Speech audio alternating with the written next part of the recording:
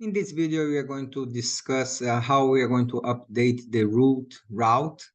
And by that, what I mean is we are going to send the user that goes to for the route with a GET request. We are going to reroute that person to the login page. So many sites like Netflix, for example, if you never log in there and you go to that page, the first thing you are going to do is the Netflix will reroute you to a login page where you need to put your username and password, and then it will reroute back to some page with the videos and things like that. So there is this like a kind of in the background action that as soon as you try to access Netflix, for example, it routes you to the login page first. And that's what we are going to do on this video.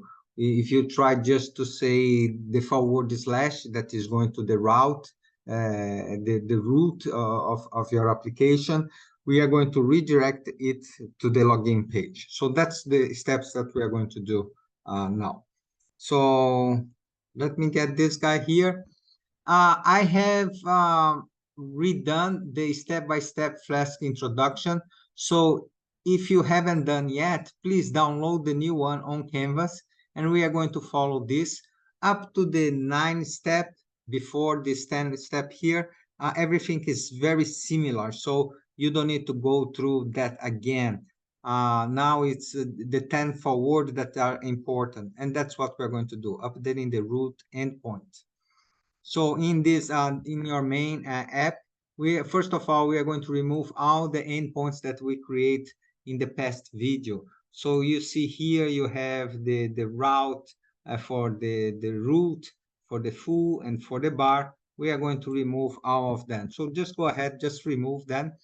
And then what we're going to do, we are going to put this first part here, and we are going to discuss line by line as we move the code right there. So here what you have. Again, every route or endpoint, this is the endpoint, needs to have a function. The function is this one, is going to be executed, right? And what else? What we are going to do is we are going to redirect. If the user tries to come here, we are going to redirect to a new location, and the location will be a login route. But the way that we do, we say URL for this function. So this function, we still don't have it, but we are going to have, and this function will be associated to now a new route. So I will create a new route down here very soon, and that route will have associate function. The function name is going to be this one. So this is a little like a complicated way of doing this, but that's what needs to be done. So first you're going to find the URL for this route, and then you're going to say, after you find that URL, you want to redirect the user from this place to the new place that is the /login. One thing that is important here, as I say here, you need to add the following ports. So there are two functions here that we are going to use that they belong to Flask. So we need to install those things too. So one way of doing is you can go ahead, come here, and we need to import those into your Flask application like that. And that's what you have there. Okay. Another thing that I did that I didn't put in the previous video, so just a heads up for you, I put this parameter, the debug true. And what does it do is every time you change this guy, it reruns automatically. So you don't need to use Control-C anymore and then rerun from here. Normally you can, as you save it here, it's going to rerun here. The only problem is sometimes there is a big error and it crashes the whole Python. Then you need to rerun from here. But most of the time, like I just did it, I updated here, and as soon as I save, it again detect a change and then start again. All right, so that's it.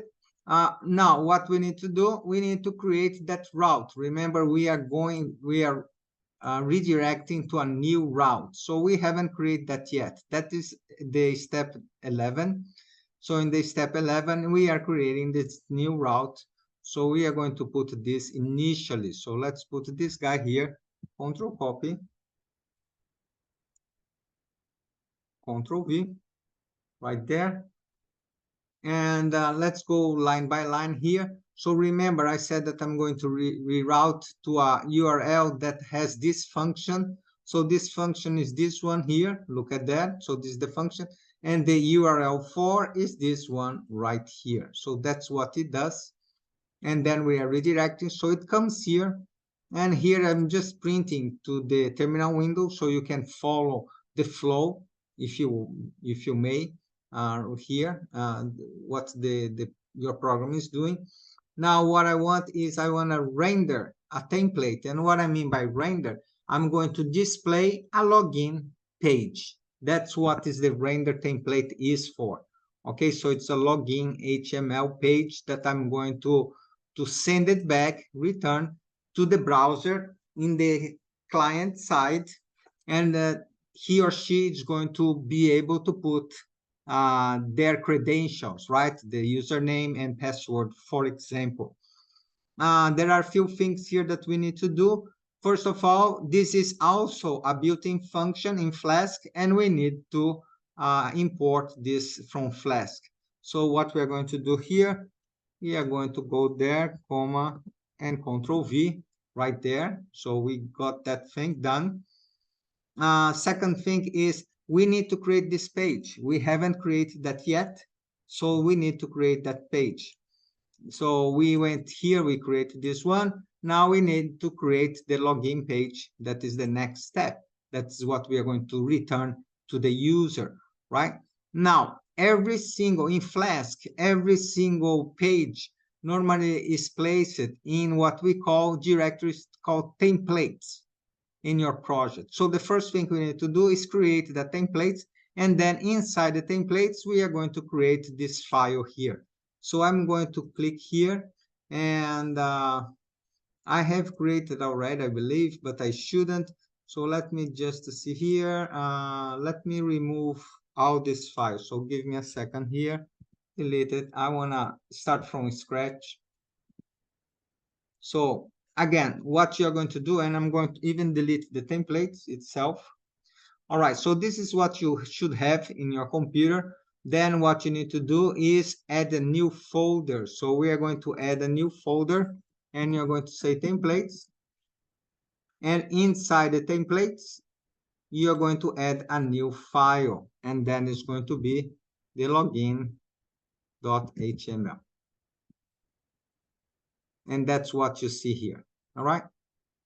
In the login HTML file, we are going to put this file here. So you just need to copy and paste these lines of code. And this is plain HTML. So we have done in the past this kind of thing. But let's take a look what we have here. Here we have a login HTML page. So you have the head and you have the body. In the body, you have a form. We are going to discuss about these things in a second, but we have a form. And then the form, what does is it's going to provide you with some paragraph or so that says username. And then you're going to put an input text. And as I mentioned to you before, we sometimes use IDs. So ID equal, for example, username or something like that. The ID is for the JavaScript. For talking to the server, you are not going to use the ID. You're going to use another variable called name. So the name is what is going to be sent to the server API. The ID is used locally by your JavaScript. So remember, this is needed because when we send this data through the internet to the server API, the server API is going to go after this user that has been defined as name here. And the same thing for password. And there is a button here that is the submit button.